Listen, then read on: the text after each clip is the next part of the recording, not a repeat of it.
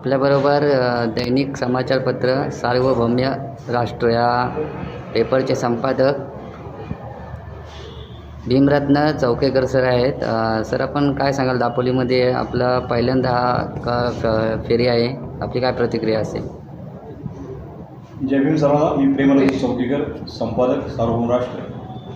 आणि दापोलीतला हा बऱ्याच वेळा मी भेटीतले, पण आजचा हा जो काही कार्यक्रम आहे हा प्रबोधनाचा विशेषतः होता, किंवा त्याहीपेक्षा सांगितलं की वैचारिक घुसळण होती आणि हे बाबासाहेब काय केलं आहे, बाबासाहेब किती खोलवर आहे आणि या राष्ट्राच्या निर्माणासाठी बाबासाहेबांनी काय काय केलेलं आहे, काय काय दिलेलं आहे, काय काय त्यांचे विचारधारा परिपूर्ण केली आहे, याच्यावर आज मी विशेषतः यासाठी आलो होतो आणि तो सक्सेसफुल झाला.